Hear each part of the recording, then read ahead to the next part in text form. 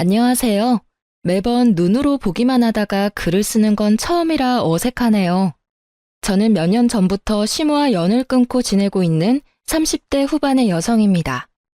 남편도 마찬가지로 시모와는 연을 끊고 저희 부모님을 모시며 살고 있는데요.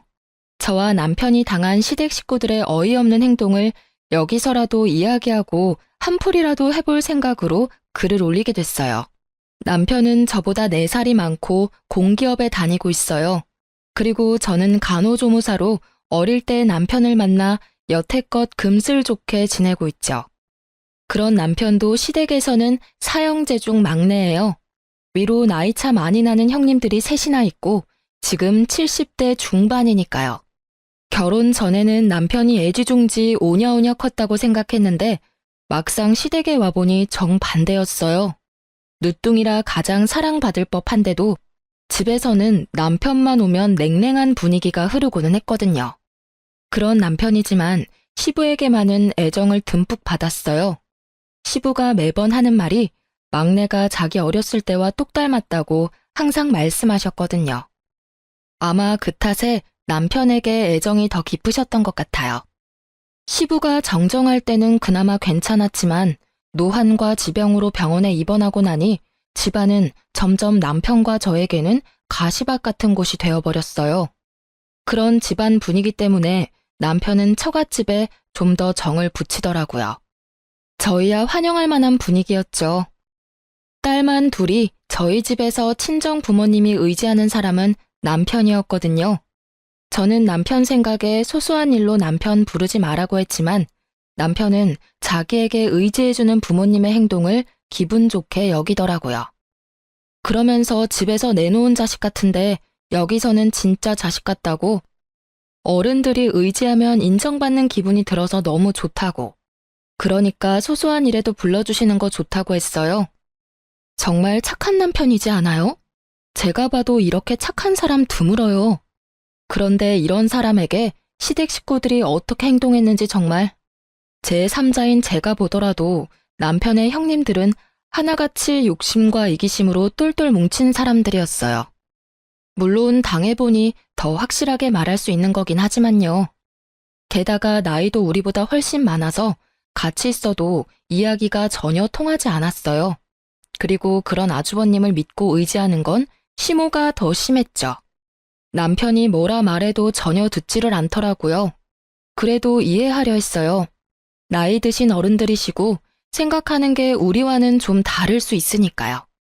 그렇게 시모와 시댁을 이해해보려 애쓰던 우리에게 그 사건이 일어난 건 결혼 후 3년이 채 되지 않았을 무렵이었어요.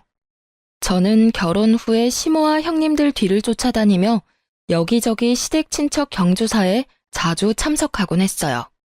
워낙 친인척이 많은 집이라 결혼할 때도 깜짝 놀랐는데 여기서는 가족들끼리는 또 자주 챙기더라고요. 그런데 하루는 시댁 친척 결혼식에 참석했는데 시모가 들고 온 핸드백 때문에 주변에서 수군거리는 걸 봤어요. 제가 보니 시모 가방이 다 해져서 너덜너덜해졌더라고요. 그걸 모르고 착용하고 계신 걸 보니 마음이 안 좋더라고요. 그렇다고 당장 제가 뭐라 할 수 있는 분위기도 아니었고요. 그래서 큰맘 먹고 300만 원 좀 넘는 명품 가방을 선물해드리게 됐어요. 물론 남편과 상의를 하고 사드린 거라 남편도 무척 좋아했거든요. 그런데 가방을 선물했을 때는 기뻐하는 얼굴이 있었는데 그 다음에 갔을 때는 기분이 안 좋아 보이더라고요. 그때도 친척 모임이었는데 시모가 제가 선물한 가방을 사용하지 않았더라고요. 그날 모임이 끝나고 시댁으로 함께 돌아가게 됐는데 제가 시모에게 조심스럽게 물었어요. 어머님, 혹시 제가 선물한 가방은 마음에 안 드세요? 조심스러운 제 물음에 시모가 고개를 돌려 저를 쳐다보는데 그 눈이 은은하게 돌아있는 걸 발견했죠. 뭔가 이상하다 싶었는데 그때 시모가 한마디 던지더라고요. 네 눈에는 내가 그렇게 없어 보였니? 네? 그게 무슨 말씀이세요? 정말로 저는 이 말을 바로 이해하지 못했어요. 왜냐고요? 저로서는 생각해본 적도 없는 거였으니까요. 뭐가 없어 보였길래 그런 소리를 하신 걸까 싶었는데 뒤에 하는 말이 더 어이없더라고요. 내가 돈이 없어서 가방을 안 샀겠어? 그런데 나한테 가방을 선물했다는 건 내가 거지꼴처럼 보였으니 네가 선물을 한 거겠지. 어머님, 전혀 아니에요. 그런 마음에 들인 거 아니고 저번 친척 결혼식 때 어머니 가방이 너무 해진 게 보여서 사드린 것뿐이에요. 정말 그것뿐이라고요. 내가 너한테 그딴 동정심이나 사야 하니? 어디 새파랗게 어린 게 어른한테 돈 자랑이야? 가만 두고 보니까 네 시어미가 거지처럼 보이디? 정말 그런 거 아니에요, 어머님. 가방 사드릴 때도 남편이랑 상의해서 사드렸고. 듣기 싫다. 그딴 변명 들으려던 거 아니거든.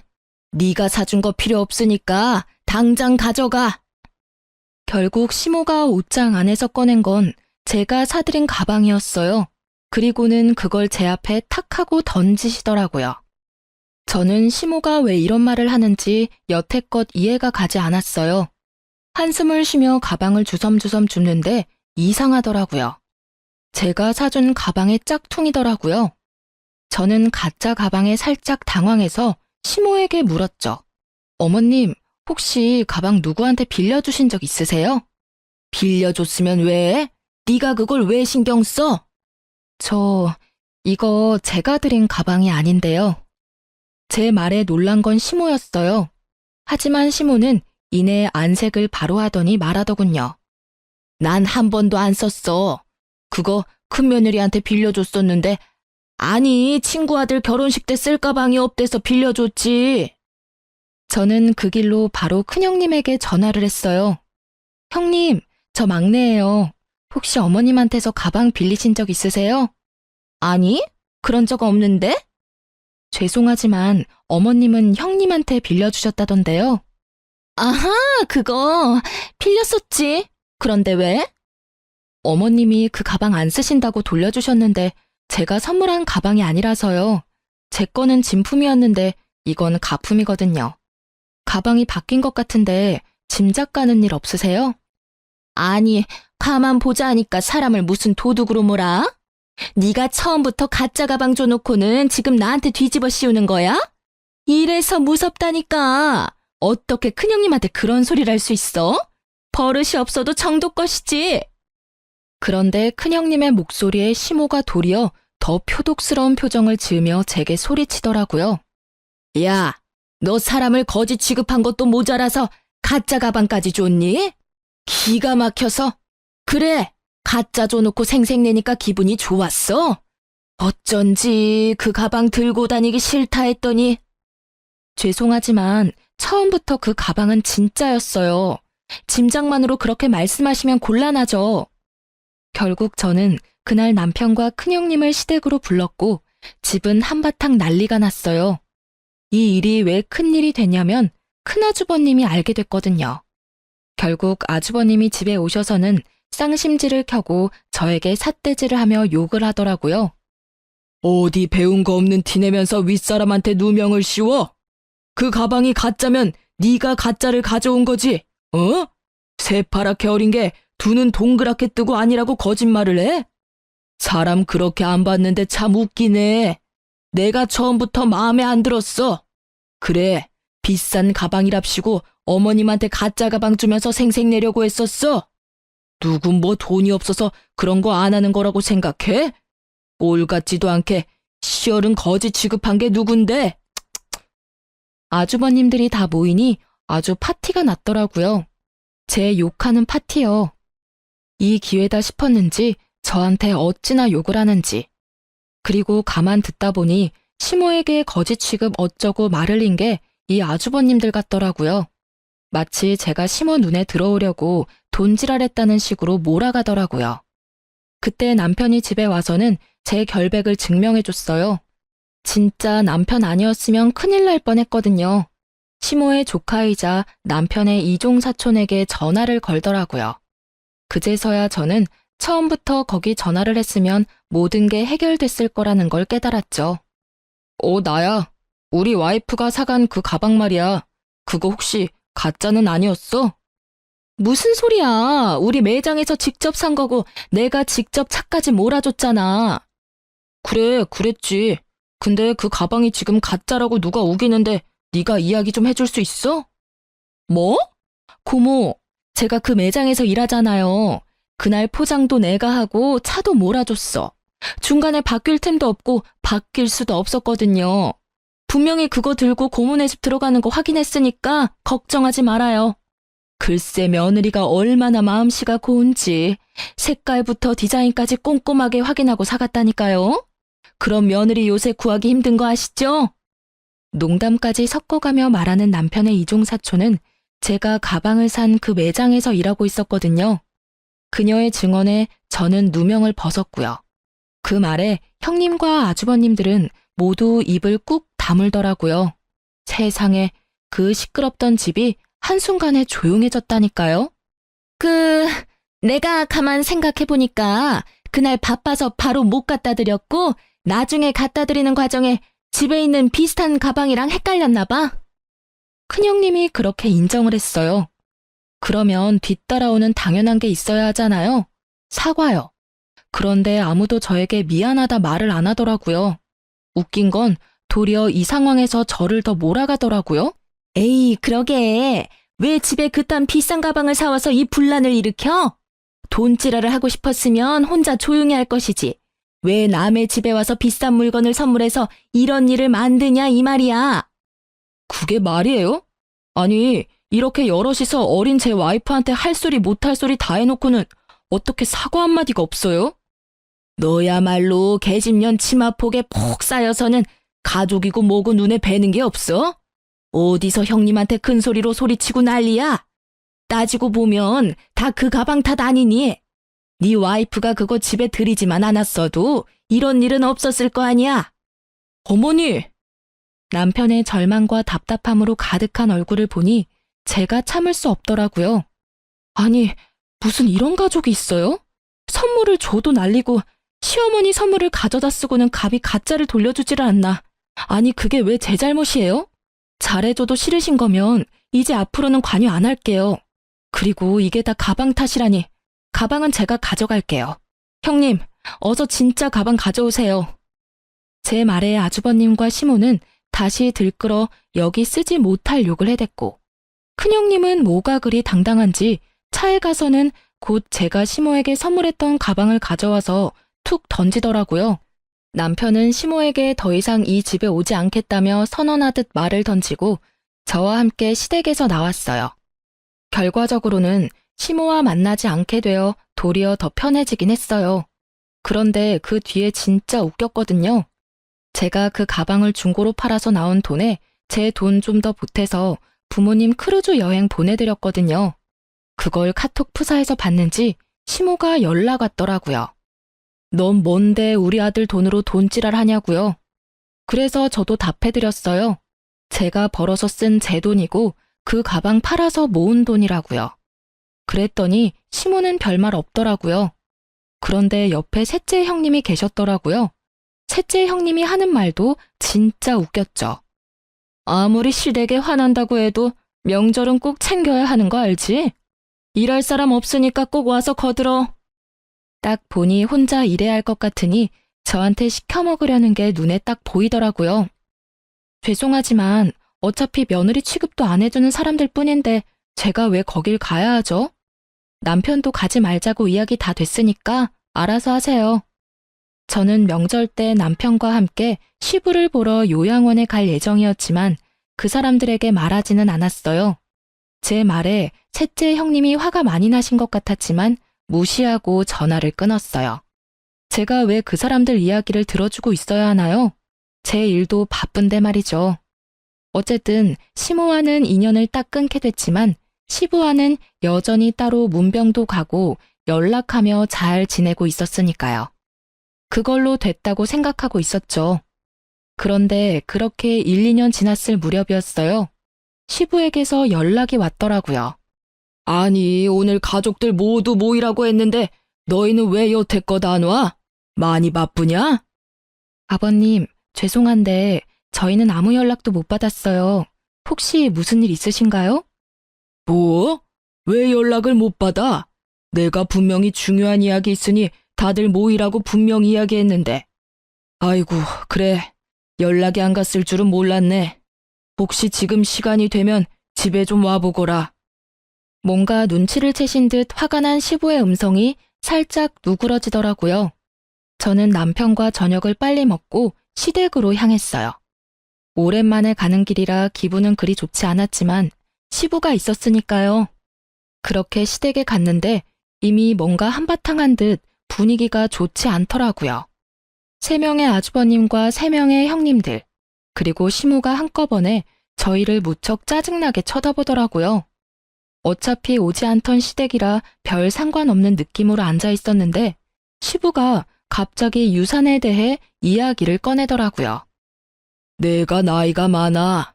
요새 많이들 산다고는 하지만 그래봐야 10년 살까 말까지.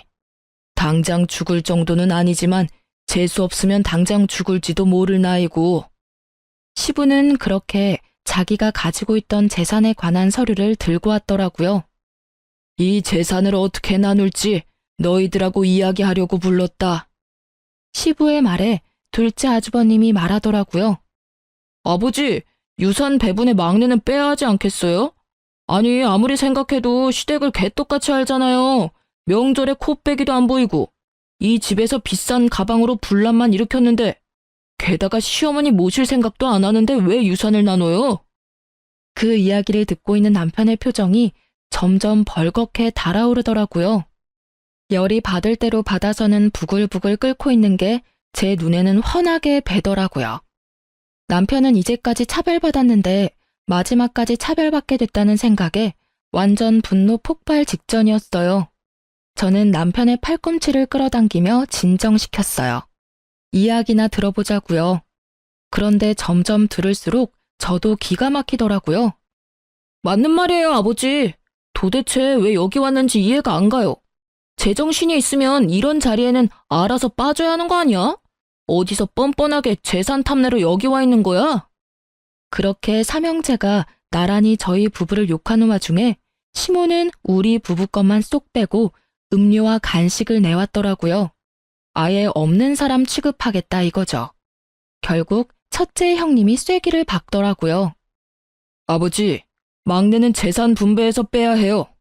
쟤네도 재산 준다 하시면 저희는 앞으로 제사 못 지내요. 저런 하이에나 같은 것들한테 줄 돈이 어디 있다고 매번 막내를 부르시는 거예요. 결국 이 대목에서 화가 난 건 남편이 아닌 저였어요. 아니, 재산 탐내는 하이에나가 누군데 우리더러 뭐라는 거예요? 우리는 여기 아버님한테 연락받고 왔고 이런 이야기 나올 줄 생각도 못했거든요. 세상에, 하이에나? 그러는 당신들이 하이에나지. 아버님 입원해 계시는 동안 제대로 와보지도 않았으면서 뭐 그렇게 효심 깊은 아들 흉내내고 있으세요? 여보, 진정해. 형님, 제가 아무것도 모른다고 생각하시나 본데 저도 이제 알 거 다 알아요. 어차피 어머니가 저 빼고 나머지 형님들한테 어머님 가지고 계시던 재산 다 나눠준 거 아니까요. 그렇다고 제가 이제껏 그에 대해 말한 적 한 번이나 있긴 해요? 그 말을 듣고 새 형님의 얼굴은 썩은 동태가 됐고 시부는 그 말에 노발대발하셨어요. 아니, 그 재산을 왜 멋대로 애들한테 물려줬어? 당신 미쳤어? 그 재산이 당신 것도 아니고 내가 맡긴 거 아니야? 아니, 그럼 어떡해요. 애들이 다 힘들다고 난린데.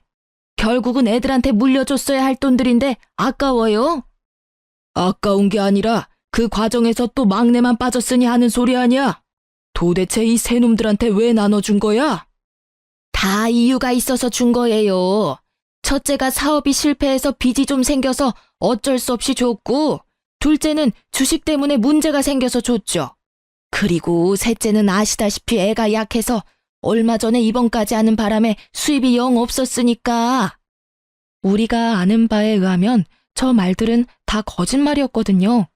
형님의 사업은 적자를 달리고 있긴 하지만 여전히 잘 돌아가고 있었고, 둘째 형님은 주식이 아니라 비트코인을 하느라 빚을 지기는 했지만 시모가 준 돈으로 또 비트코인을 해서 그 돈마저 다 말아먹었거든요. 그리고 셋째 형님은 아픈 데가 없어요. 싹 다 거짓말이었던 거죠. 솔직히 연락하며 지내지는 않아도 형제간이니 이래저래 소문들이 흘러들어올 수밖에 없거든요. 저는 어이가 없고 남편은 여전히 분노에 차 있더라고요.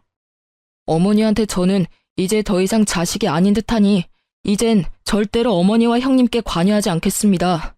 아버지, 죄송해요. 그래도 아버지께는 잘할게요. 저거 봐라. 아버지 재산 탐나서 아부나 떠는 꼴 봐. 네가 그래봐야 아버지 재산 한 푼이라도 받을 수 있을 것 같아? 우리가 못 받게 할 거야. 마누라랑 수준이 똑같지? 마누라는 명품 가방으로 시어머니 환심이나 사려 하질 않나? 지는 아버지한테 아부나 떨면서 콩고물 떨어지길 기다리질 않나? 조용히 안 해? 이것들이 한 번만 더 형제끼리 싸우면 당장 첫째 너부터 재산 분배해서 빼버릴 거니까! 결국 꽥소리를 지른 시부의 말에 형제들이 조용해졌죠.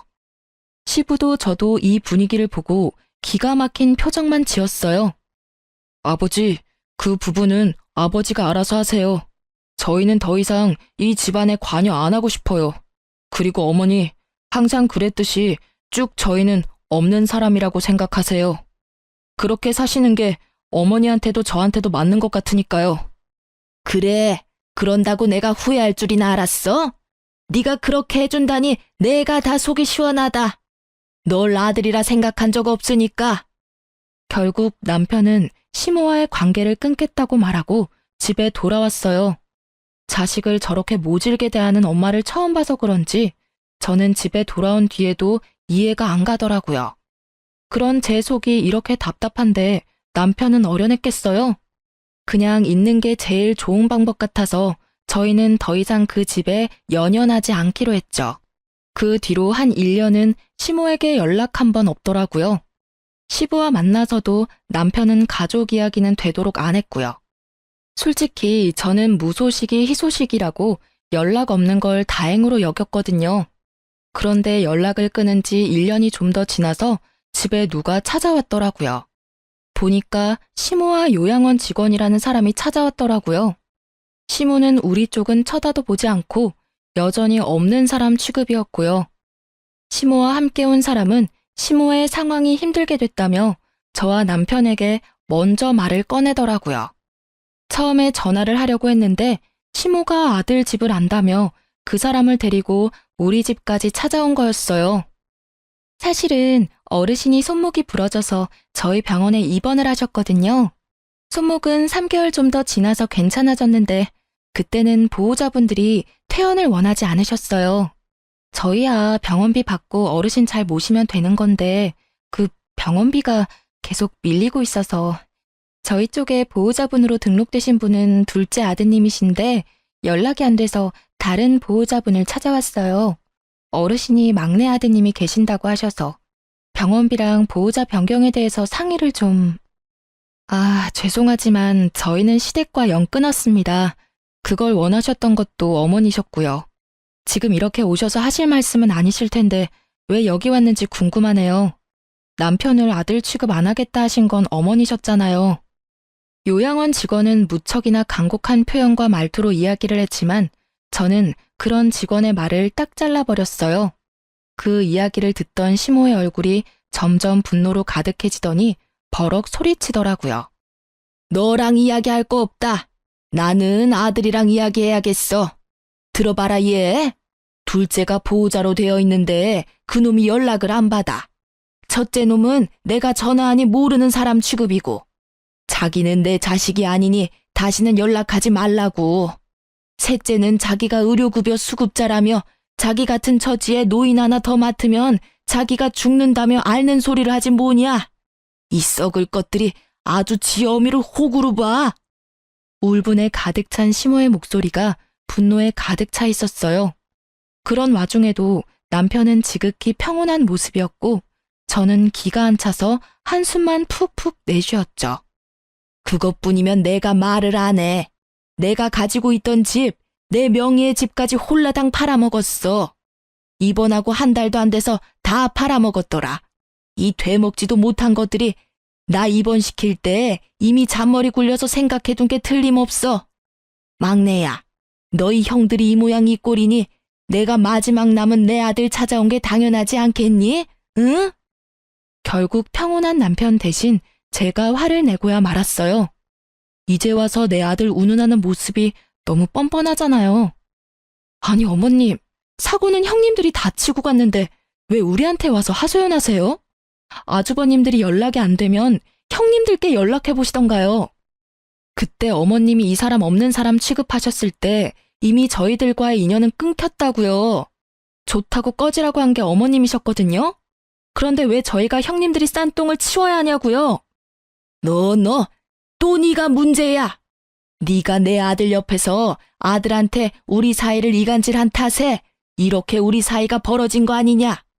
막내한테 내가 잘해주지 못했다고 천륜이 그렇게 쉽게 끊기는 게 아니다. 엄연히 내가 먹고 입히고 재워줬으니 아들이 엄마를 책임져야지. 그게 인간의 도리가 아니냐? 인간의 도리를 운운하면서 그 아들을 차별하고 내친 건 기억도 안 나는가 보더라고요. 언제부터 아들 취급했다고 이런 식으로 막무가내로 구는지. 이렇게 밀어붙이니 막을 방도가 없더라고요. 그 나쁜 놈의 새끼들은 인간 새끼들도 아니야. 내 재산 다 빼내갈 때는 간이며 쓸개며 다 빼줄 것처럼 굴더니 이제는 아예 생판 모르는 남 취급이야. 이제 더 이상 이 늙은 몸에서 빼갈 것 없으니 아예 정신 나간 치매 환자 취급이나 하고 나쁜 것들. 내가 그 돈을 지들한테 왜 줬는데? 진정하세요, 어머니. 일단은 제가 밀린 병원비는 내드릴게요. 그런데 저는 어머니 보호자는 못합니다. 지금 저희도 장인 장모님 모시고 있어서 어머니까지는 못 모셔요. 그러니까 형님들 중에 누구 하나한테 연락해서. 장인 장모는 모시면서 나를 못 모신다고? 그게 무슨 말이냐? 네가 내 아들인데 왜 네가 나를 안 모시고 저쪽 집안 사람들을 모시는 거야? 왜 네가 남의 부모를 모셔? 이 나쁜 년. 네가 내 아들 꼬셔서 너희 부모 모시도록 만든 거지? 이 여우 같은 년이 처음부터 내가 알아봤어. 제가 그런 짓을 왜 하겠어요? 어머님이 이런 상황을 만들었다는 걸 정말 모르시겠어요? 본인이 자초해놓고 이제 와서 저한테 책임 전가하시는 거잖아요. 우리가 왜 어머님하고 연 끊었는지 이제는 기억도 안 나시나 보네? 어머님이 얼씨구 좋다구나 하며 우리 내칠 때는 이런 미래를 생각도 안 하셨나 봐요. 이런 망할 년을 봤나? 네가 뭐라 해도 내 아들은 법적으로 내 자식이야. 그러니까 나를 부양해야 되는 것도 법적으로 정해져 있는 거지. 난 당연한 걸 요구하는 것뿐이라고. 그만 좀 하세요, 어머니. 어머니 재산을 형님들께 물려준 것도 서운하긴 했지만 그건 어머니 재산이니 제가 왈가왈부할 게 아니라는 걸 잘 알고 있어요. 그렇지만 제가 살면서 차별받은 건 절대로 못 잊어요. 사랑도 못 받고 컸는데다가 영까지 끊자고 합의 다 본 마당에 이제 와서 부양하라고 해도 저는 못합니다. 저는요, 어머니를 엄마라고 생각해 본 적 한 번도 없어요. 없는 자식 취급할 때는 이런 일 생각도 못 하셨겠죠. 어차피 저한테 주신 게 아무것도 없으니 많이 공들인 형님들한테나 가서 부양 이야기 꺼내세요. 저는 어머니하고 더 이상 엮일 생각 없으니까요.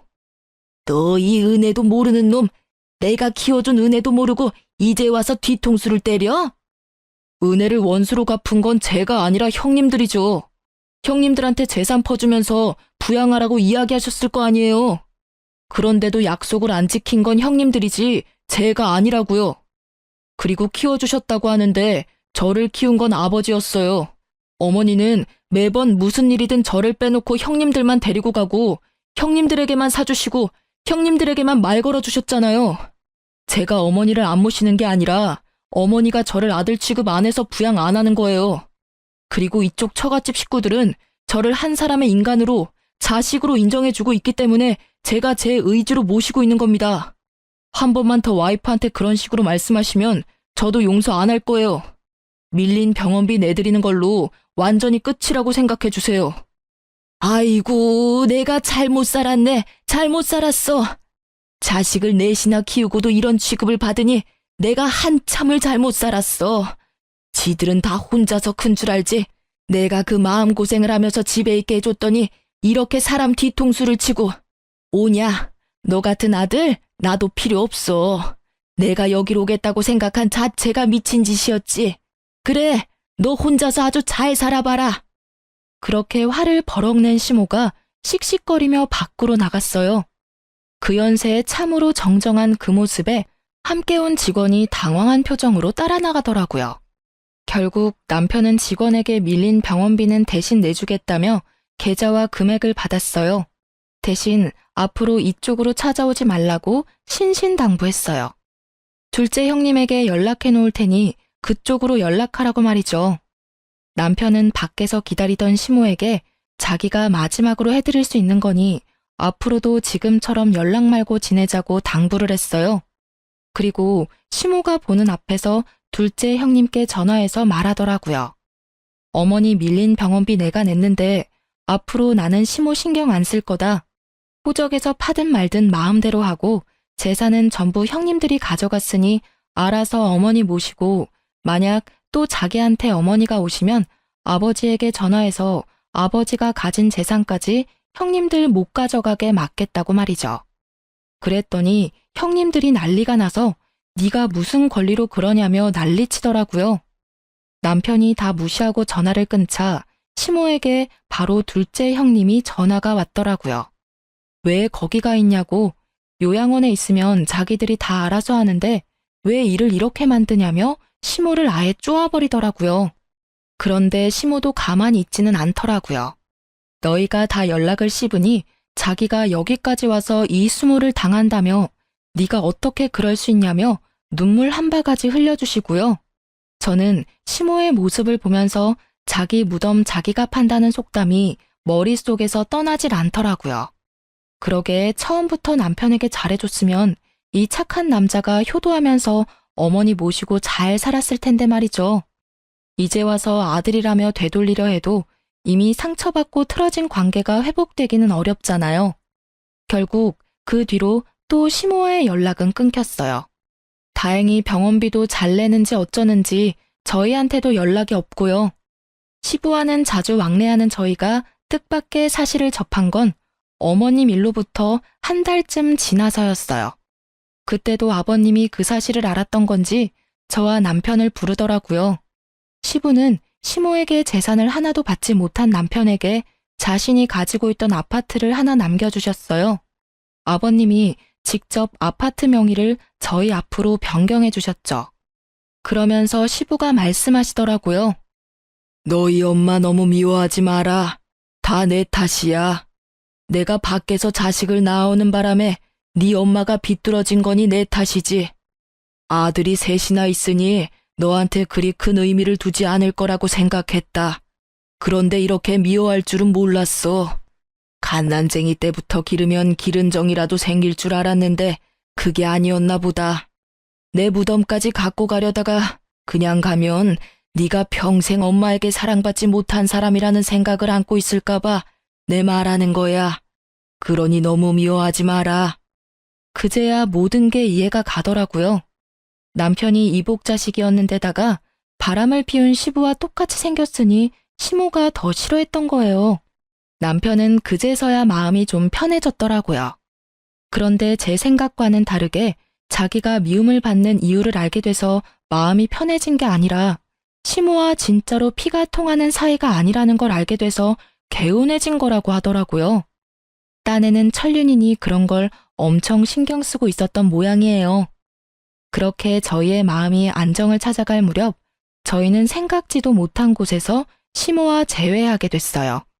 바로 남편의 사촌네 결혼식에서요. 저희는 결혼식에 간 건 아니었어요. 사실은 친정 부모님 모시고 웨딩홀 근처에 식사하러 나온 김에 호텔 근처 야외 커피숍에서 커피 좀 마시고 있었는데요.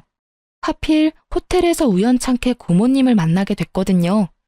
그때 고모님과 함께 있던 게 시모였어요. 시모는 아무도 신경 써주지 않은 티가 나는 그런 모습으로 결혼식에 와 있더라고요. 고모는 남편에게 무척 잘해주셔서 남편에게 이왕 만난 거 식장이라도 왔다 가라고 권유했고 남편은 식사는 안 하더라도 축의금은 주고 오자며 홀 안으로 들어갔죠. 솔직히 그때 친정 부모님이 같이 계셔서 남편도 약간 당황한 것 같더라고요. 저희가 시모와 연을 끊었다고 고모님 같은 다른 친척분들과 연을 끊은 건 아니잖아요. 그래서 친정 부모님에게 먼저 양해를 구하고 같이 웨딩홀로 향했죠. 그리고 그 안에 있던 시모와 맞닥뜨린 거예요. 안녕하세요. 잘 지내셨죠? 형님들이 잘 모시고 있으신가 봐요. 시모는 저의 인사에도 제 말을 무시하고는 쳐다보지도 않더라고요. 뭐 당연히 그렇게 나오겠다 싶어서 저도 더 이상 신경 안 썼어요. 돈만 내고 가면 다시 안 볼 사람이잖아요. 그런데 그때 고모님이 말하더라고요. 어휴, 너희 형님들이 어머니를 잘 모시겠어? 언니 지금 우리 집에 와 있어. 오빠가 부탁해서 우리 집에서 같이 있는데 이 망할 놈의 자식들이 아주 연락도 없고 이번에 결혼식장 온다던데 내 한마디 해주려고. 저는 솔직히 형님들과 아주버님들을 마주치고 싶지 않아서 남편이 빨리 오기만을 기다리고 있었는데 결국은 아주버님과 형님들이 먼저 저와 마주치게 됐어요. 그런데 저와 남편에게 상냥하게 말하던 고모님이 갑자기 새 형님들을 보더니 순식간에 돌변하더라고요.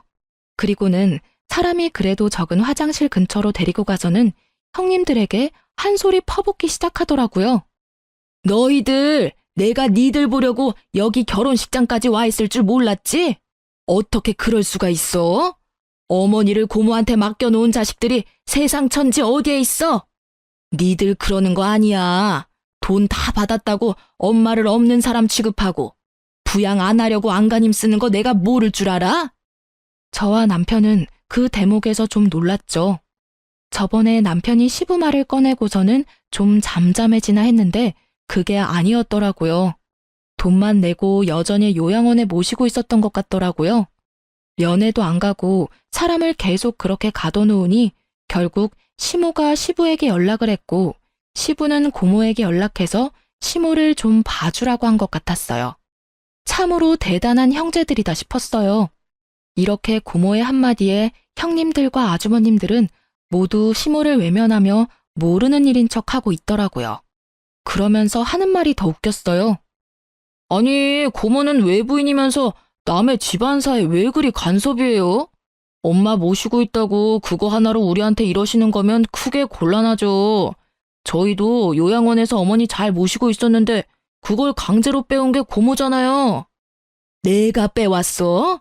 니들이 병원비 또 밀리는 바람에 내가 돈 내주고 내가 데려온 거지. 너희들 아버지가 나한테 부탁을 하더라. 너희 엄마가 너희들한테 얼마나 잘해줬는지 몰라서 이런 식으로 굴어? 그래서 어떻게 할 거니? 엄마 모실 거야 말 거야?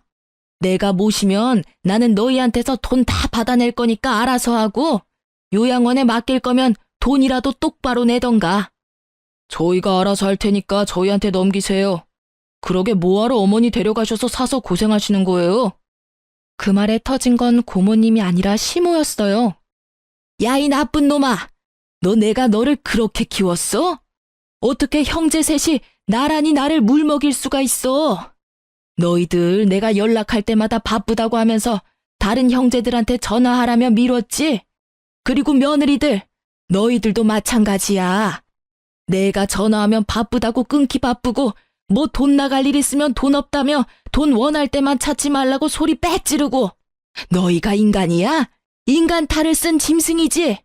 그래, 나한테서 돈 될 만한 거 다 가져가고 나니 이제 이 늙은이는 바람 빠진 풍선같이 쓸모가 없지? 이럴 줄 알았으면 내가 너희들한테 잘해줄 일이 아니었어. 막내 하나한테 다 물려주는 건데. 봐라, 지 부모도 아닌 처가 식구들까지 챙기며 살고 있는 걸 봐. 내가 저걸 보면서 얼마나 후회가 됐는지 아냐? 나한테 잘하겠다고 입으로만 백날 이야기하는 너네들이 아니라 행동으로 모든 걸 보여주는 막내한테 투자했어야 했어, 이 망할 놈들아. 결국은 시모의 분노가 터져버렸고 아주버님들은 또 그들대로 골이 날 대로 났더라고요. 아니, 그렇게 좋으시면 막내한테 가세요. 가시면 될 거 왜 우리한테 와서 들러붙으려고 하시냐고요. 좋은 자식 있으면 좋은 자식한테 가면 되시지. 아, 저번에 연 끊으시면서 절대로 안 본다고 하신 게 마음에 걸리세요?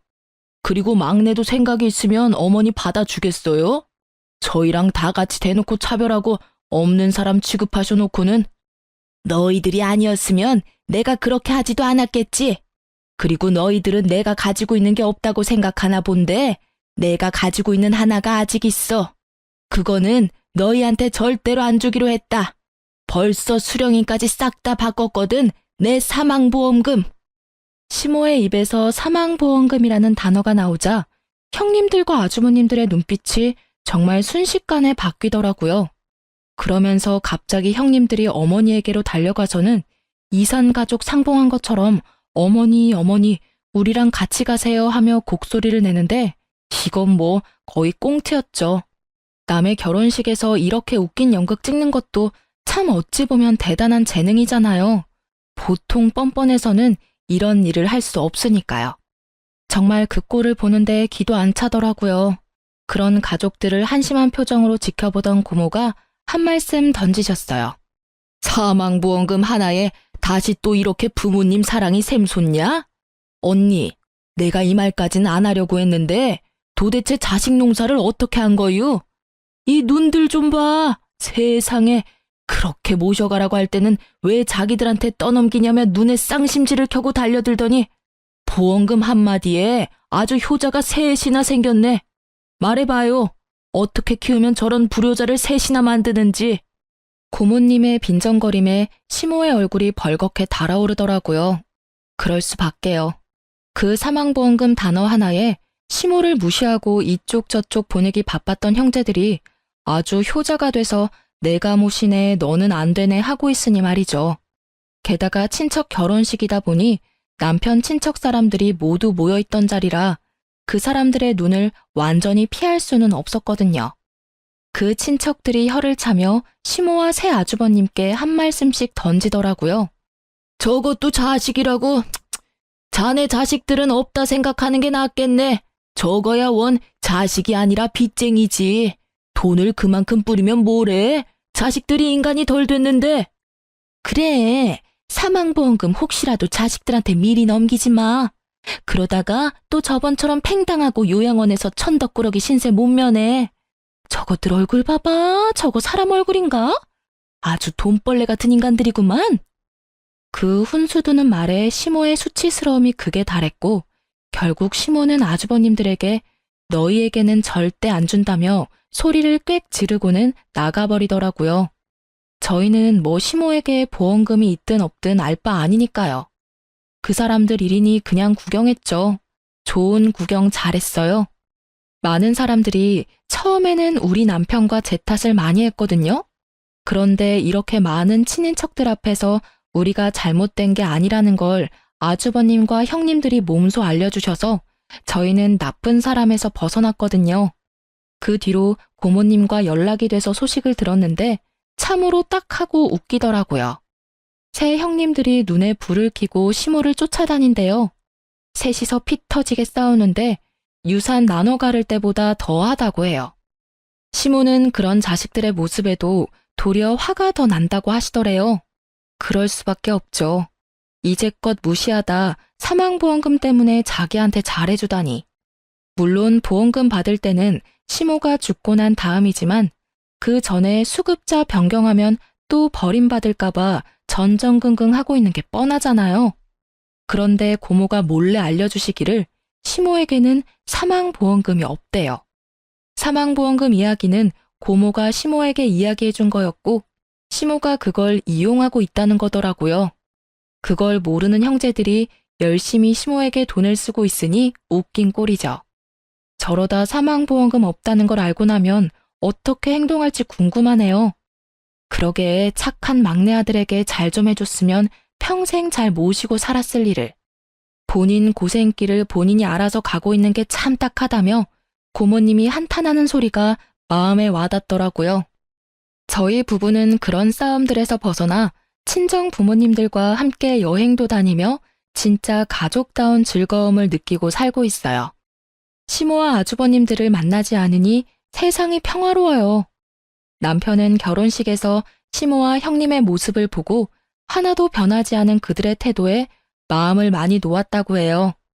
그리고 저도 솔직히 그분들 덕택에 남편이 우리 부모님에게 많이 의지하고 또 의지되어줘서 고마운 상황이고요. 좋은 자식 내치고 하나같이 욕심 많고 이기심으로 똘똘 뭉친 자식들만 남긴 시모가 참으로 딱하지만 한편으로는 그런 행동이 저희 집에는 도움이 되어 다행이라는 생각도 듭니다. 제 사연이 생각보다 길었네요. 쓰다 보니 쌓인 것들을 풀어내느라 말이 길어진 것 같아요. 긴 글 읽어주셔서 고맙습니다.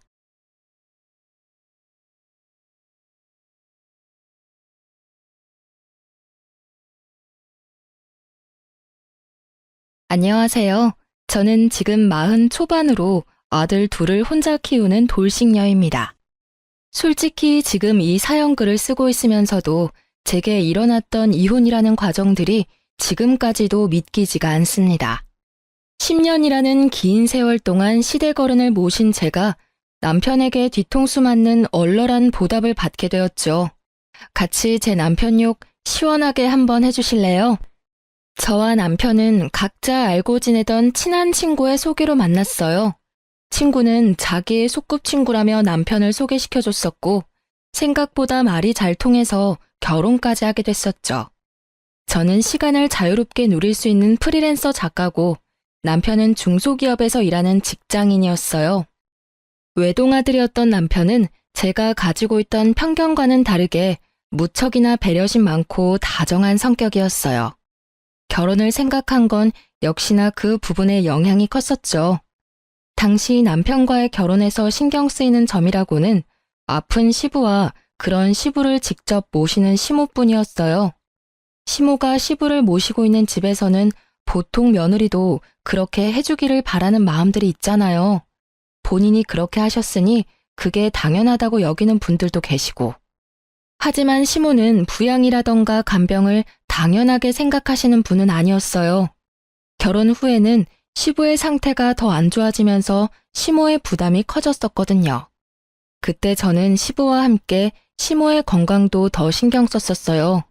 솔직히 오랜 병으로 누워 계시는 시부의 간병을 처음부터 하는 건 저에게는 너무 두렵고 힘든 일이었고, 그렇다고 이 모든 상황을 그저 보고만 있기에는 시모의 상황이 너무 안쓰러워 보였던 거죠. 순전히 시모의 힘든 모습에 마음이 쓰여 시작한 일이었어요. 솔직히 저희가 시부 명의의 집을 빌려 쓰고 있기도 했고, 애들 둘이 시댁 식구들을 많이 닮아서 시부와 시모 모두 손주들에게 애정이 많이 컸었거든요. 그런 애정을 받고도 그걸 못 본 채 할 수 있는 사람이 세상에 어디 있을까요? 그렇게 매번 시모를 챙기러 자주 시댁에 들르는 저에게 시모는 농담처럼 이런 말을 할 정도였거든요. 우리 재산은 아들이 아니라 며느리한테 물려줘야겠네. 그때는 그저 시부 명의의 집을 빌려 쓰고 있던 저희에게 집 명의를 남편 앞으로 해주겠거니 하고 넘겼었죠. 어머님, 어차피 저한테 주셔도 애들 아빠 거잖아요. 저는 큰 재산 같은 건 바라지 않으니까 앞으로도 지금처럼 만날 때마다 맛있는 음식 먹으러 가요. 그게 저한테는 더 큰 기쁨이거든요. 솔직히 그 말을 고지고대로 믿을 며느리가 어딨나요? 그냥 칭찬하고 싶은 마음에 그렇게 말들을 꺼내는 거죠. 저한테 준다는 말은 아들에게 준다는 거하고 다를 바가 없잖아요. 그런데 그런 아들은 그다지 시댁 상황에 관심이 없다는 게 조금 문제라면 문제였죠. 남편이 나쁘다기보다는 너무 바빴거든요. 통화 연결도 안 될 때가 많았고, 그럴 때는 남편의 감시탑 역할을 하던 친구에게 전화를 걸어 말을 전할 때도 있었어요. 저희 둘을 결혼까지 이어준 친구가 남편 회사 근처에서 카페를 운영하고 있었거든요. 너무 급할 때는 친구에게 남편 회사에 있는지 확인해달라고 부탁할 때가 종종 있었죠. 제 뒤통수 강타 사건의 처음은 첫 아이가 5살이 되던 해에 일어났어요. 지금도 잊혀지지 않는 가을, 연휴 기간이었죠. 오랜만에 부모님과 함께하는 1박 여행을 계획했었어요. 친정 부모님과 저희 부부, 동생 부부까지. 성인 6, 아이 2을 데리고 가는 여행이었어요. 이미 숙소 예약과 관광지표를 끊어놓은 상태에서 갑자기 이틀 전 남편이 일이 많아져서 피곤한 상태라 가지 못할 것 같다고 미안한 얼굴로 운을 떼더라고요. 솔직히 이번 여행을 무척 기대하고 있었던 터라 남편의 그 말에 실망을 많이 했어요. 그랬더니 남편이 애를 자기가 봐줄 테니 다녀오라고 하더라고요. 처음에는 남편과 함께 가지 않으려고 했지만 동생네가 언니만이라도 오라며 하도 성화라 어쩔 수 없이 가기로 했어요. 애를 데려가라고 했는데 남편이 굳이 놔두고 가라더라고요. 애가 있으면 당신이 너무 힘들 것 같다고요. 그렇게 남편에게 첫째를 맡기고 여행을 다녀오게 됐죠. 그리고 여행 다음 날 오후쯤 집에 돌아왔는데요. 집이 묘하게 깨끗하더라고요. 5살짜리 아들 때문에 항상 어수선한 집이었는데 처음에는 남편이 저 피곤할까봐 정리해준 거라고 생각했어요. 그런데 남편은 집안일에 크게 관심이 없는 남자였거든요. 애 보게 놔뒀더니 잘 보는구나 싶은 흐뭇한 마음으로 들고 갔던 짐을 정리하기 위해 안방으로 들어왔죠.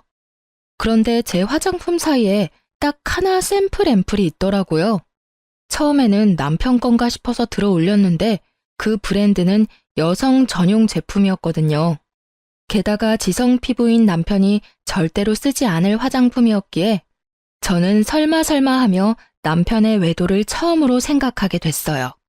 그런데 아무리 봐도 남편이 바람을 피우는 느낌은 아닌 거예요. 저와 소원하거나 따로 자주 연락을 하거나 밖에서 전화를 받는 일도 없었고요. 무조건 전화는 있는 자리에서 받았었고 남편의 카드 내역으로도 모텔 같은 곳에 간 내역이 없었으니까요.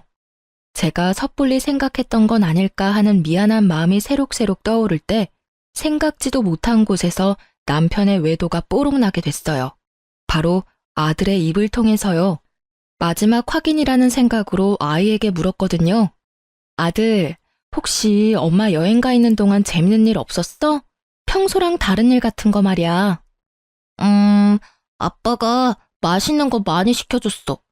그리고 밤에 어떤 아줌마가 왔었어. 문소리가 나서 엄만 줄 알고 깼는데 엄마 아니라서 다시 잤어. 아들의 이 말에 제 온몸이 벌벌 떨리더라고요. 온몸이 분노로 사시나무 떨듯 떨렸죠. 저는 애를 친정에 하루 맡겨놓고 남편을 기다렸어요. 아들은 어디 갔어? 친정집에 잠깐 맡겼어. 돌려서 말하는 거 내 성격에 안 맞으니까 진짜 딱 까놓고 물을게. 너 혹시 바람 피니? 바람? 그런 거 필 시간이 내가 어딨다고. 솔직히 요즘처럼 바쁘면 그냥 집에서 쉬고 싶을 뿐이라고. 피곤이 가득한 그 목소리는 매번 듣는 남편의 앓는 소리였습니다. 저번 가족 연휴 때 진짜로 이 집에 여자 안 데리고 왔어? 그날 집에 있던 아들이 어떤 아줌마가 집에 왔었다던데. 그럼 그 사람은 누구야? 내가 아는 사람이니? 내가 아는 사람 중에 한밤중에 와이프 없는 유부남 집에 들어올 만큼 상식 없는 사람은 없는데? 애가 잘못 봤겠지. 잠결에 TV에 나온 걸 봤을 수도 있고. 설마 그 이야기를 진짜 믿는 건 아니지? 그래, 나도 5살짜리 어린애 말만 믿고 당신을 추궁할 수는 없지. 근데 이 샘플은 좀 아니지 않아? 그게 뭔데? 여행 다녀온 다음날 내 화장대 위에 있던 샘플인데 당신 거라고 하기엔 피부 타입도 안 맞고 심지어 엄청 비싼 화장품이거든? 이건 누구 걸까? 내 건 아니고 이 집에 온 사람도 없다고 하고 내가 없는데 안방을 들락날락하며 내 화장대를 자기 마음대로 쓴 여자가 대체 누굴까? 이래도 외도가 아니야? 그건... 그래, 미안해. 정말로 그날 한 번의 일탈이었어.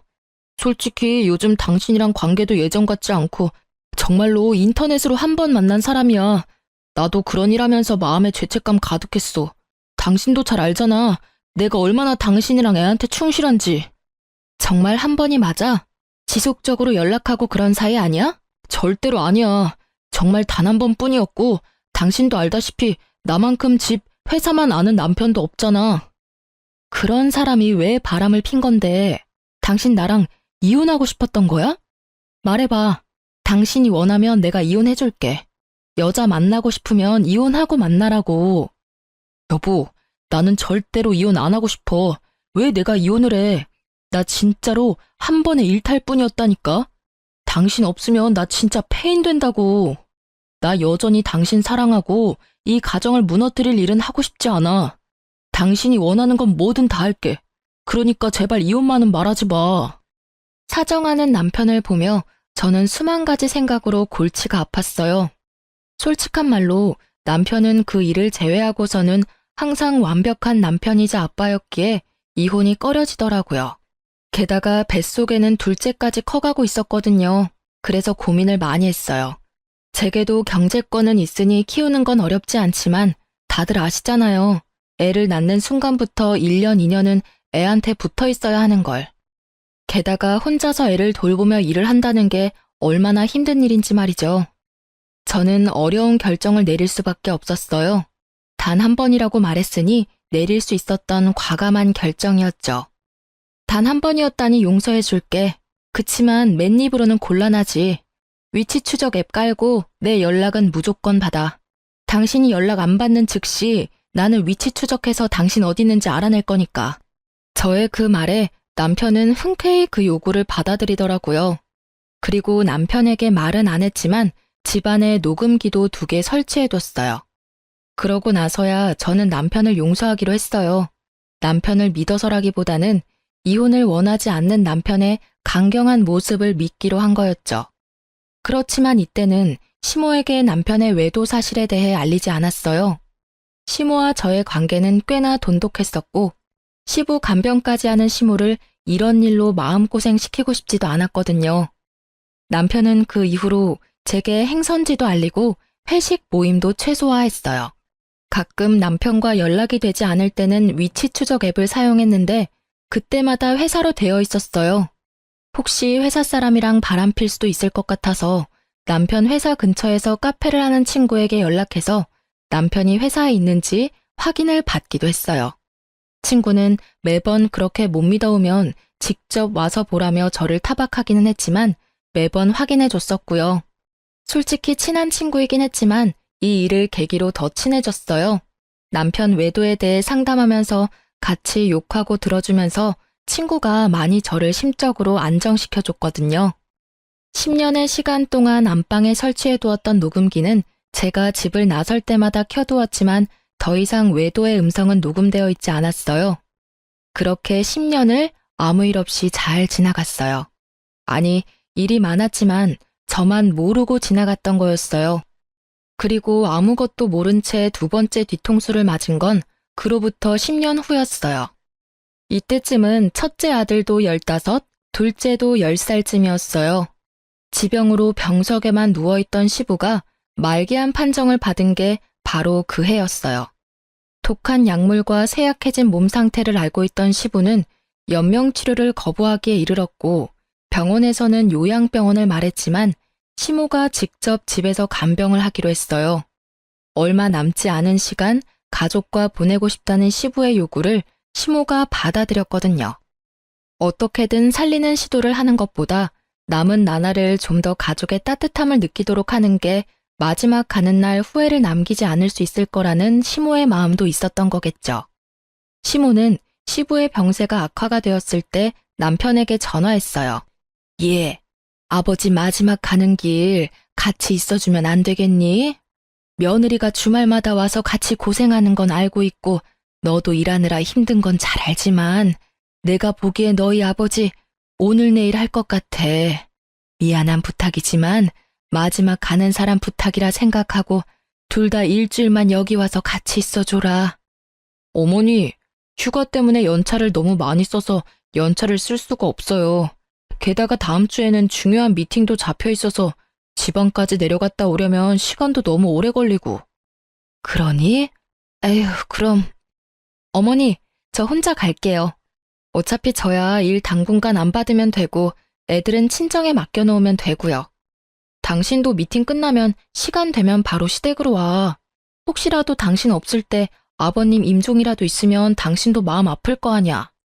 결국 그렇게 저는 남편을 보내고 일주일치 짐을 싸 시댁으로 들어갔습니다. 그렇게 며칠을 시부모님과 지내며 이야기를 도란도란 나눴죠. 가시는 길 후회 없으시도록 시부와도 이야기 많이 했고요. 그러다 문득 시부를 재워놓고 시모와 같은 방에 누웠는데 시모가 이런 말을 하더라고요. 가는 길에 후회한 점 남기지 않았으면 하는 바람이다. 어떤 잘못을 했든 지금 말해주면 뭐든 용서해 줄 수 있겠지. 그 말에 제 머릿속에 떠오른 건 10년 전의 그 사건이었어요. 저 어머니, 사실은 제가 10년 전에 그 사람이랑 헤어질 뻔한 적이 있었거든요. 뭐? 그게 무슨 소리냐?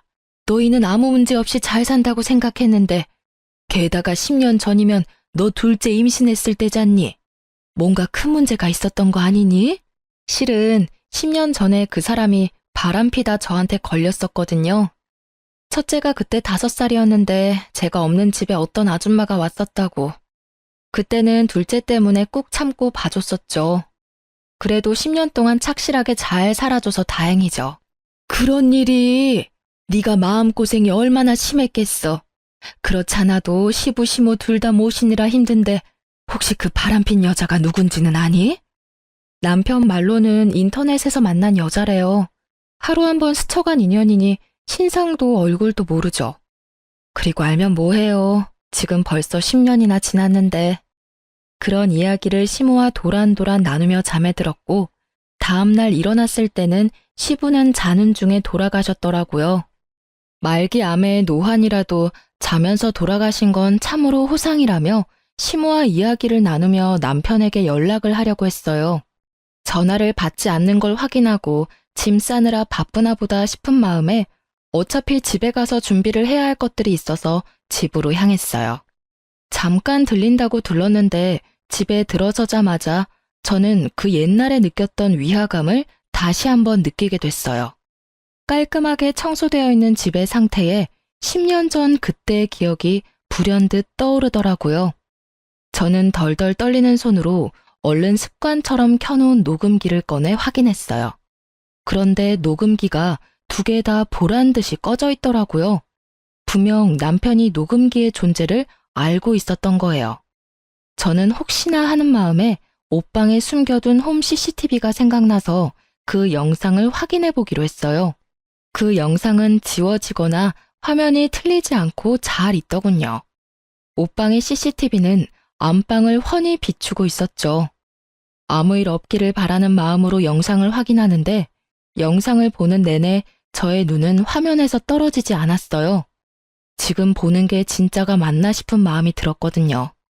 지방에 있다던 중요한 미팅은 전부 구라였고 그냥 일주일 동안 매일 퇴근하고 상간녀와 부부인 척 이 집에서 살았더라고요. 남편의 외도보다 더 놀라운 건 상간녀의 정체였어요. 그 상간녀는 나와 남편을 소개시켜준 저의 오랜 친구였어요. 매번 남편이 회사에 있는지 확인하려고 전화를 걸던 남편 회사 옆에서 카페를 운영하던 그 친구가 제 남편과 노닥거리는 모습을 지켜볼 수밖에 없었죠. 아니, 저번에 걸릴 뻔하고도 우리 집에 그렇게 오고 싶었어? 그럼 이렇게 스릴 넘치는 일이 어디 있을까? 어차피 불륜이잖아. 이런 긴장감 넘치는 일 정도는 해줘야 하는 게 당연한 거 아니야? 자기는 모르겠지만 와이프 생각보다 엄청 무서운 거 알지? 10년 전부터 지금까지 어디 나갈 때면 무조건 녹음기 틀어놓고 가. 그것도 2개나. 잘 알지? 그래도 우리가 10년을 넘도록 이렇게 만나고 있다는 걸 눈치조차 못 챘잖아. 뭐, 한번 걸릴 뻔하긴 했지만. 그래도 여전히 너 안 보이면 나한테 전화하는 거 알아? 내 옆에 있는 줄도 모르고 전화해서는 남편 어딨냐고 징징대는데 얼마나 꼴불견인 줄 알아? 정말 자기가 우리 회사 옆에 카페 오픈한 건 진짜 잘한 일인 것 같아. 만나도 아무도 모르지. 위치 추적 앱 찾아도 카페가 회사와 거의 오차범위 아니니까 들키지도 않고 말이야. 그렇지? 내가 정말 잘한 일인 것 같긴 해. 너 만날 때마다 막 짜릿하다니깐.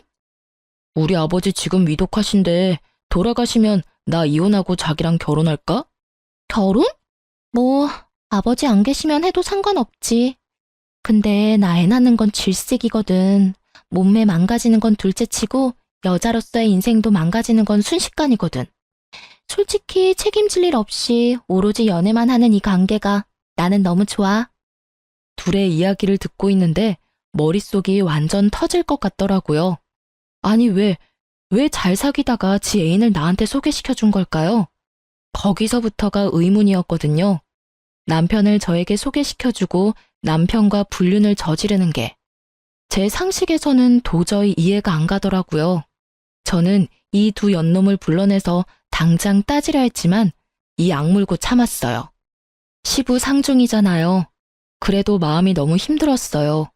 혼자만 알고 있기가 너무 두렵고 힘들어서 저는 누군가에게 이 상황에 대해 하소연하고 싶었어요. 하지만 어디 가서 말하나요? 시부의 장례식장에서 흘리는 눈물에 사람들은 제가 시부를 참 많이 따랐던 며느리라 그렇다며 착각할 정도였거든요. 시부에게 죄송스러운 마음이지만 시부가 돌아가신 것보다 남편의 바람과 친구의 배신이 저에게는 더 큰 아픔이었으니까요. 이 와중에 생각나는 건 친정 어머니보다 시모였어요. 결국 버티지 못했던 저는 시부의 장례식이 끝나고 시어머니에게로 찾아갔어요. 어머님, 저 드릴 말씀이 있는데 잠시 괜찮으실까요? 그래, 큰일 치르느라 고생 많았지? 오늘은 느긋하게 이야기나 하고 가거라. 아버지 없으니 몸은 편한데 마음이 적적하긴 했어. 저 사실은 이런 말씀 드리고 싶지는 않아요. 제가 남편 탓을 하는 것처럼 들릴지도 몰라서 참으려고 했는데 도저히 못 참을 것 같아서. 무슨 일인데 이렇게 서럽게 울어? 도대체 무슨 일이길래 이렇게... 저의 어깨를 감싸는 시모의 따뜻한 말에 저는 홈캠에서 따온 영상을 시모에게 보여주며 말했어요. 이것부터 좀 보세요. 그 사람 바람 피고 있었어요. 저 몰래 10년 동안이나요. 어머님이랑 시댁에 일주일 정도 있었잖아요. 그때 남편이 지방 출장 있어서 못 온다고 했었는데 그때 지방에 출장 간 게 아니라 출퇴근하면서 상간녀랑 저희 집 안방에서 부부처럼 지냈더라고요. 아버님 돌아가셨을 때도 제가 사용하는 침대에서... 결국 말을 잇지 못한 저보다도 영상을 보던 시모의 얼굴이 더 크게 놀라더군요. 이 여자가 상간녀라고? 얼굴이 내가 아는 그 여자랑 닮았는데? 15년도 더 됐어. 너랑 결혼하기 훨씬 전에 결혼하겠다고 데려온 여자야. 네? 결혼을 하겠다고 데려왔었다고요? 그래, 이 여자가 확실하네. 나한테 결혼할 여자라고 데리고 왔었지. 상견례까지 하고 날도 잡으려고 했는데 무슨 이유에서인지 저쪽에서 상견례 다음날 퇴짜를 놓더라고. 나중에 아들이 나한테 얼마나 뭐라 했는 줄 아니? 요즘 세상에 아픈 시부 간병을 도와줄 며느리가 어딨냐고 말이야. 내 생각에는 상견례 때 내가 그런 말을 하는 바람에 두 사람이 헤어졌다고 생각했는데 여전히 만나고 있었단 말이니? 세상에 어쩜 좋아. 시모의 말에 모든 퍼즐이 맞아 들어갔어요. 예전에 그 친구가 제게 이런 말을 한 적이 있어요. 결혼을 약속한 사람이 있었는데 그 집 어른들이 마음에 안 들어서 상견례하고 엎었다고. 그러니까 저는 바보같이 그 상간녀의 계획대로 시부의 간병을 돕고 친구의 불륜마저 몰랐던 제대로 뒤통수 맞은 바보 같은 년이 된 거였어요. 눈물이 분노로 바뀌는 거 정말 순식간이더라고요. 놀라서 눈물 질질 짜던 제가 결국 도끼가 바짝 올라버렸어요. 시모와의 이야기로 모든 게 정확해진 저는 집에 돌아와 남편에게 상간녀를 안다는 이야기는 하지 않고 외도하는 거 안다고만 말을 꺼냈어요. 당신이 어떤 여자랑 바람피는 거 알아. 누군지는 모르겠지만 마지막으로 기회를 줄게. 나한테 말해줘. 그 여자랑 앞으로 계속 만날 거야? 정말로 마지막으로 주는 기회라는 마음으로 물었던 거였어요. 잘못한 걸 알고는 있는지 고칠 생각은 있는지. 남편 놈이 제게 미안하다고 사과를 하거나 고치겠다고 다시는 만나지 않겠다고 한다 해도 이혼을 결심한 제 마음은 변치 않을 거예요. 다만 정상적인 답변을 기대하고 있었거든요. 그런데 남편 놈의 입에서 나온 말은 말이 아니라 망언이었어요. 결국 들켰네. 뭐, 맞아. 나 바람 피고 있어. 이혼할 거면 빨리 하자. 나도 솔직한 말로 당신 앞에서 완벽한 남편 연기하는 거 힘들거든? 게다가 좋아하지도 않는데 좋아하는 척도 너무 힘들고. 매번 야근하는 것도 얼마나 힘든 일인지 모르지? 아, 진짜 10년 넘게 돌아왔어. 솔직하게 말해서 당신이랑 결혼한 건 아버지 간병할 사람이 필요해서였거든. 아버지도 죽었으니까 나도 이제 나 하고 싶은 대로 살아도 되잖아. 너 아버님 돌아가신 지 지금 며칠 됐다고 그런 미친 소리를 해? 게다가 간병할 사람이 필요해서 결혼했다고? 미친놈아. 이혼이 하고 싶으면 하고 싶다고 말하라고 했지. 10년 전에도 내가 뭘 했어. 이혼을 원하면 이혼해 줄 거라고 했어, 안 했어? 그때랑 지금은 상황이 다르지. 그때는 진짜 이혼하면 안 되는 상황이었거든. 당신이 있어야 엄마 아버지 맡길 수 있었으니까. 근데 지금은 없잖아. 완전 프리. 그러니까 나도 남은 여생은 내가 원하는 여자랑 살고 싶은 거야. 지금이라면 엄마도 그 여자 받아줄걸? 이딴 미친 소리나 찍찍 해대는 인간을 보고 있자니 제 속이 문드러지겠더라고요. 듣고 있는 귀가 더러워질 정도로 비정상적인 개소리에 결국 싸대기를 날리고 집을 뛰쳐나갔어요. 그리고 이악 물고 복수를 계획하기로 마음먹었죠. 두 사람에게 빅엿을 날려주기로 말이에요. 저는 두 사람이 불륜을 저지르던 장소에 집중하기로 했어요. 상간녀에 대해 모른다고 했으니 남편은 별 문제 없이 이 카페를 다시 찾을 게 분명하잖아요. 솔직히 야근한다고 저를 속이고 둘이서 그 카페에서 그런 짓을 저질렀다는 걸 알고 나서는 그 카페가 너무나 더러운 곳이라는 생각이 들었어요. 웃겼어요. 상간녀에게 남편의 외도에 대해 상담하고 있었다니 그걸 위로해주는 척하며 속으로는 저를 비웃고 있었을 거라는 걸 생각하니 너무 열이 받더라고요. 만약 외도의 증거를 찾으려면 이곳밖에 없잖아요. 그렇지만 제가 직접 가서 증거를 찾을 수는 없었죠. 제가 가면 상간녀인 제 친구가 남편을 못 오게 할 테니까요. 그래서 저는 다른 사람을 불렀어요.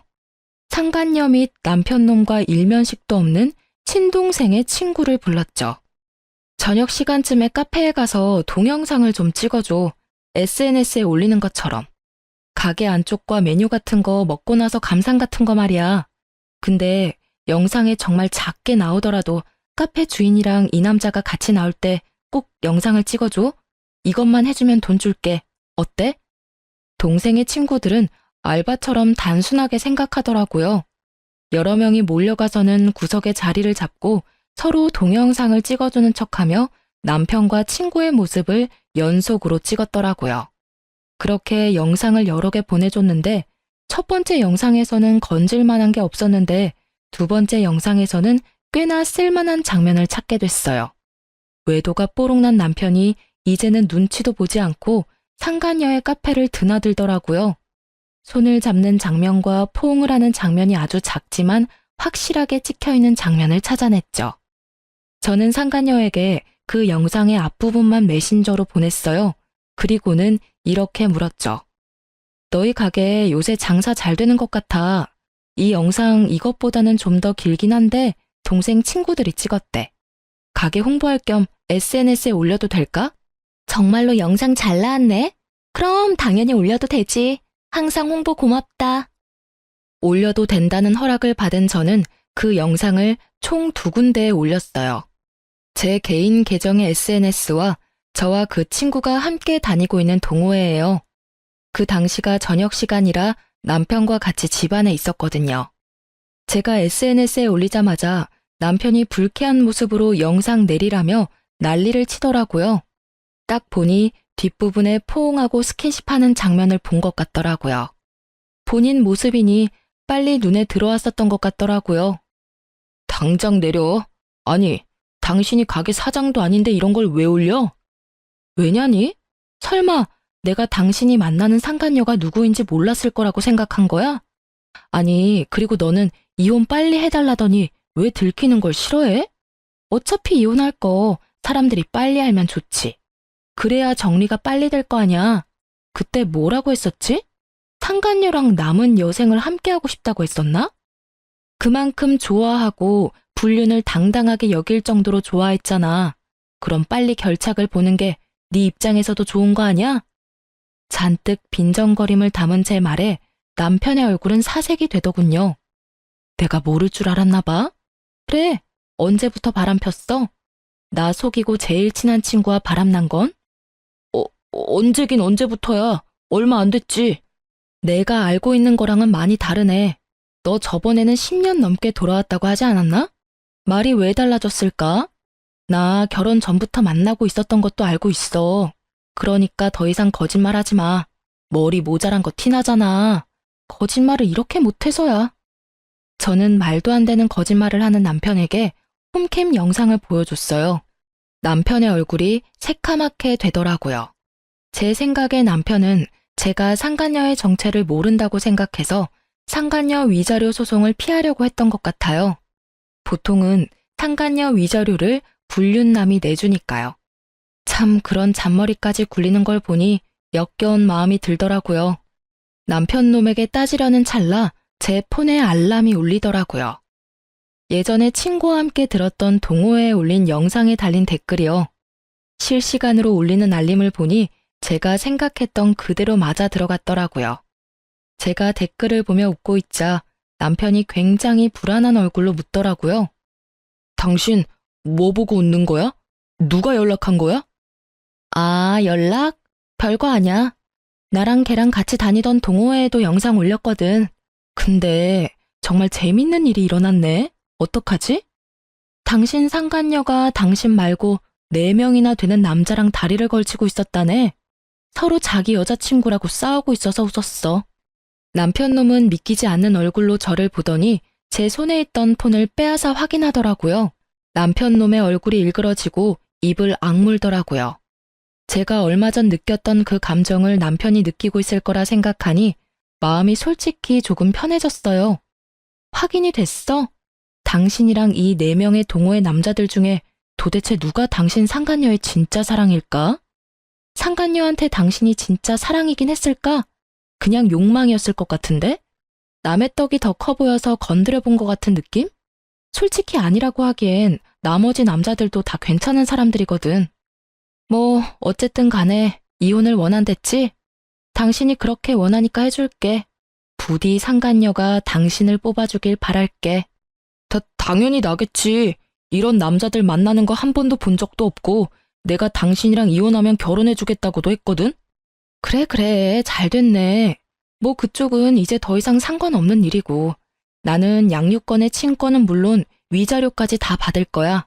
재산 분할도 마찬가지인데다가 상간녀 위자료 소송도 할 거니까 알아서 해.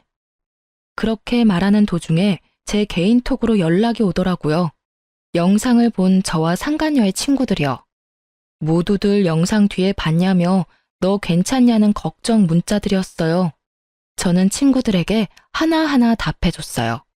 10년을 넘게 사귄 열렬한 사랑의 주인공들이라며 상간녀는 불륜을 좋아하는 것 같으니 다들 남편 단속 잘하라고도 말해줬죠. 결국 친구들은 그 카페에 더 이상 가지 않겠다며 화를 냈고 말이죠. 설마 하는 표정으로 짜증을 있는 대로 내는 남편놈을 놔두고 저는 상간녀의 카페로 향했어요. 웬일이야 이 시간에? 시침이 떼지 마. 너 우리 남편이랑 바람피지? 네가 어떻게 나 몰래 그런 짓을 할 수가 있어? 아, 그거? 너도 이제 알게 됐네? 근데 딱히 내 잘못은 아니잖아. 사랑이 혼자만의 힘으로 되는 것도 아니고. 네 남편이 나를 사랑하고 내가 네 남편을 사랑했으니까 불륜이 성립되는 거지. 그걸 따지고 싶거든.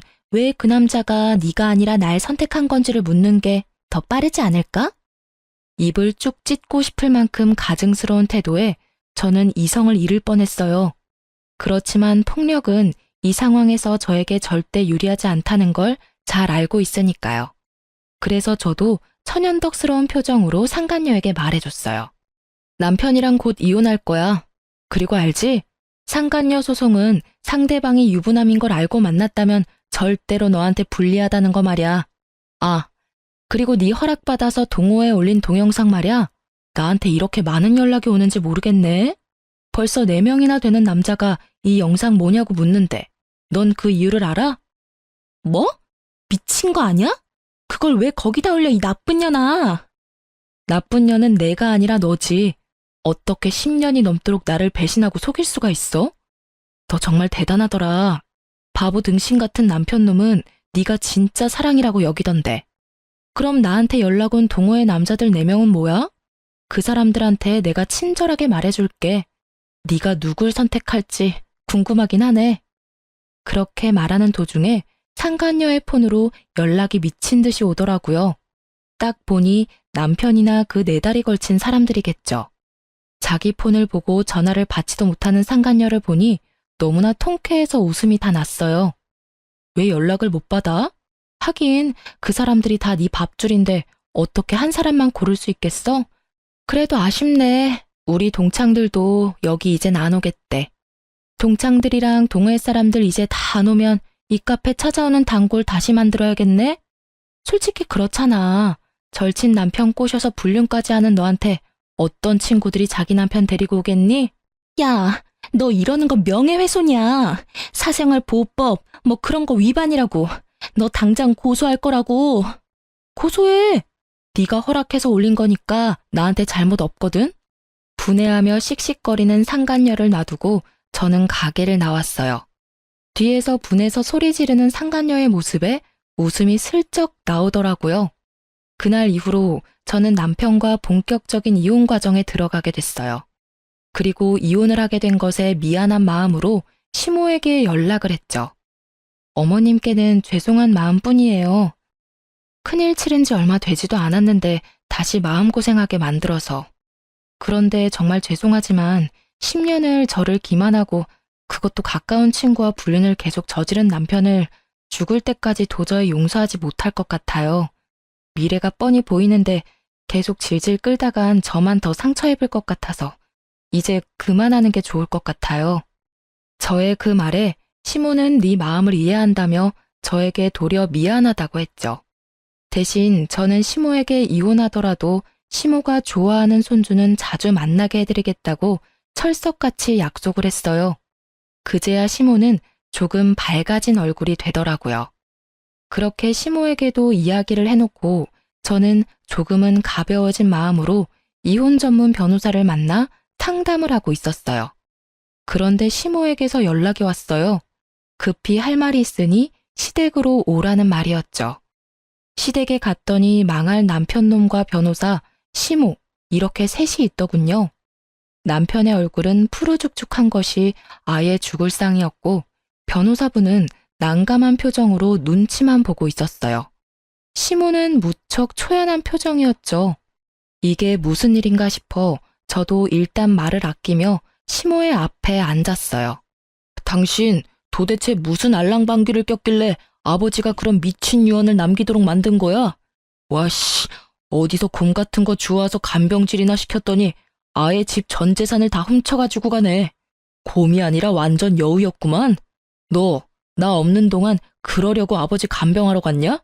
다짜고짜 따지는 남편의 말에 저는 어안이 벙벙했죠.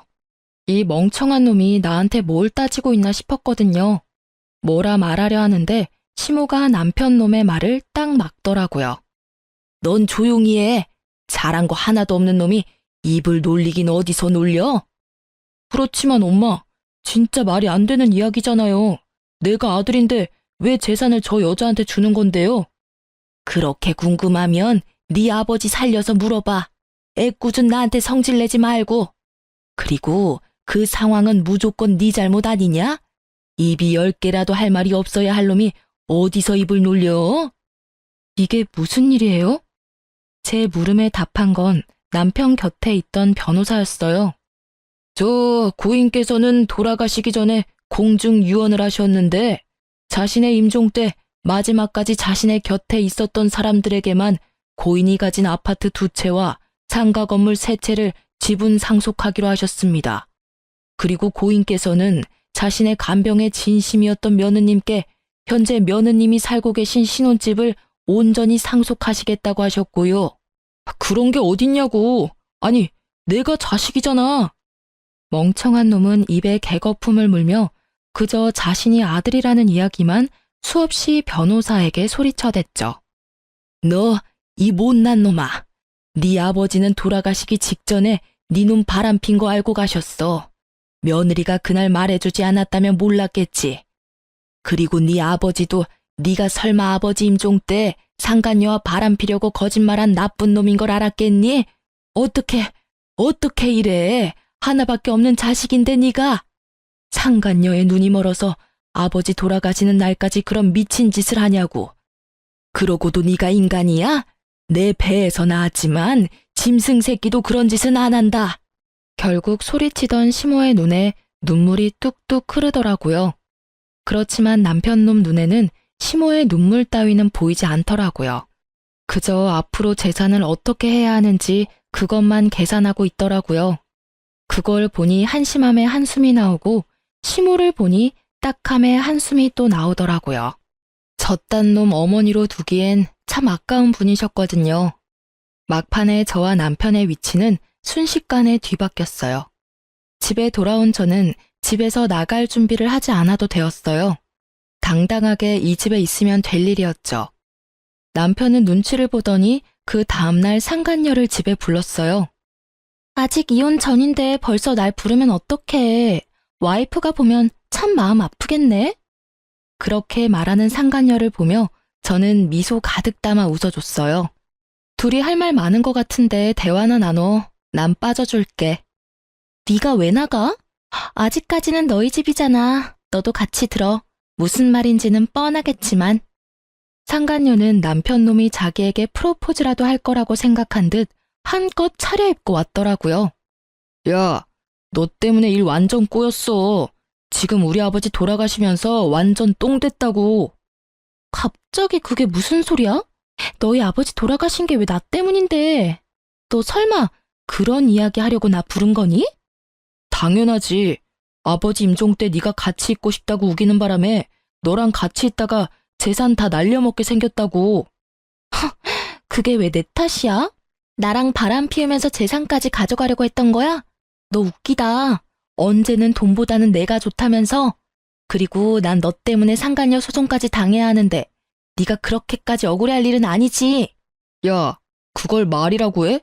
네가 뭐가 그렇게 억울한데? 나 혼자 바람 폈어? 너도 같이 바람 폈는데 왜 억울한데? 거기다 너 나 하나만 있었던 것도 아니잖아, 이 나쁜 년아.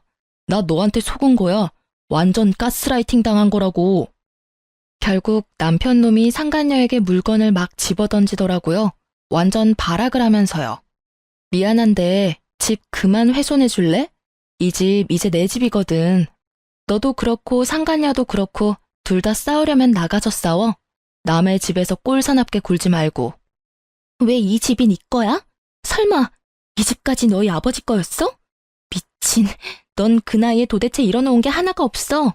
아, 됐어. 너 같은 루저는 내 쪽에서 사양이야. 그렇게 두 사람을 속 시원히 내쫓고 저는 곧 재산을 받고 이혼에 성공했어요. 나중에 알아보니 두 사람의 끝은 정말 최악이었더라고요. 상간녀의 카페에 4명의 남자들이 찾아와 동시에 따지는 바람에 카페는 망했다고 해요. 그리고 상간녀는 카페 폐업과 상간녀 소송 때문에 손절했던 남편 회사로 찾아가서 난리쳤다고 해요. 결국 와이프 10년 넘게 속여가며 불륜 저지른 게 회사 내에도 알려져서 결국 회사에서는 권고사직을 권했다고 해요. 그렇게 퇴사하고는 다른 직장으로 재취업도 못했대요. 워낙 소문이 크게 나서 받아주는 곳이 없었다나 봐요. 그에 비하면 저는 두 아들과 잘 살고 있어요. 일단 집이 있고 위자료와 재산을 많이 받아서 남편이 없어도 크게 힘들지도 않고요.